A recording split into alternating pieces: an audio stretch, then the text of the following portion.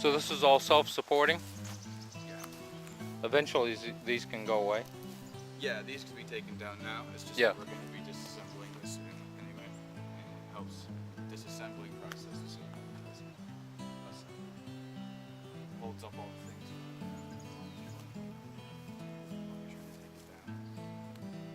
This is another thing that was on the course. Finally got to take it.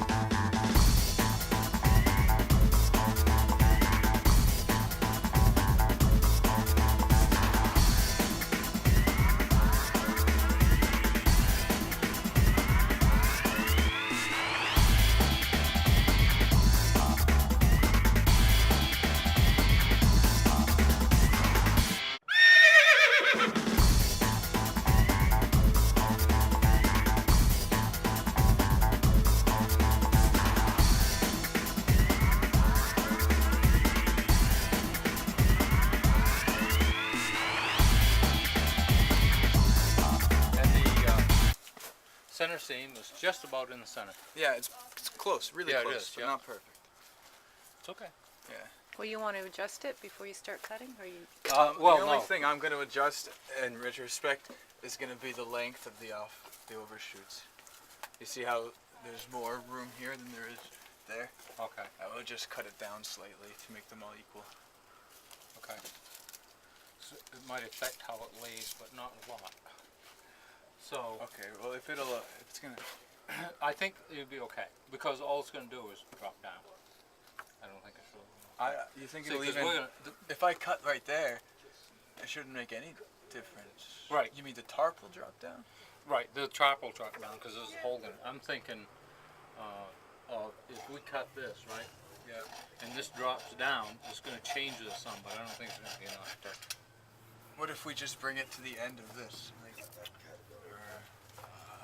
No, you'll be fine. Just cut it off. Yeah. Cut it off where you want. Okay, cool. And I had suggested, like, if you have to put this thing back together the same, just take some, like red spray paint. Yeah. Spray paint the top of that. Oh yeah, I'm going to mark them all Yellow. numbers. And then you can just spray it and it's done. These are the tools we're going to use to create this roof for this roundhouse or a yurt.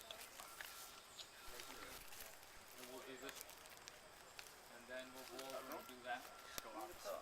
Yeah, and then we'll do that one and that one over there.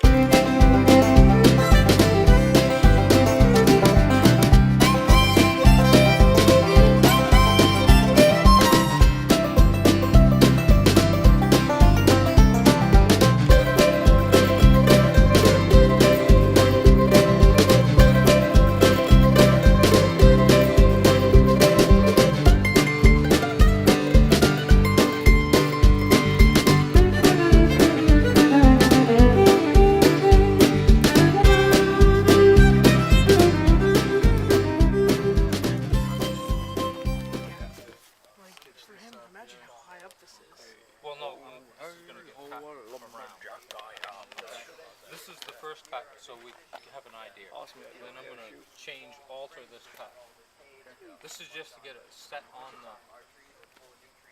on the thing, so we get a good look at it. So we're going to go to the other side and tighten that one.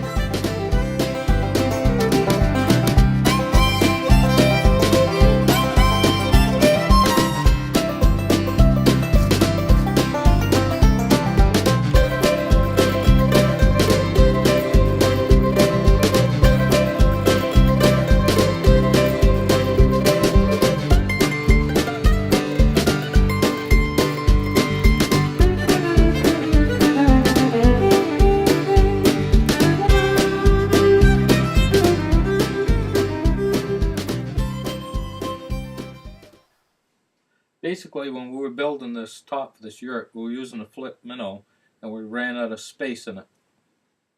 So I'll show you how we finished this off.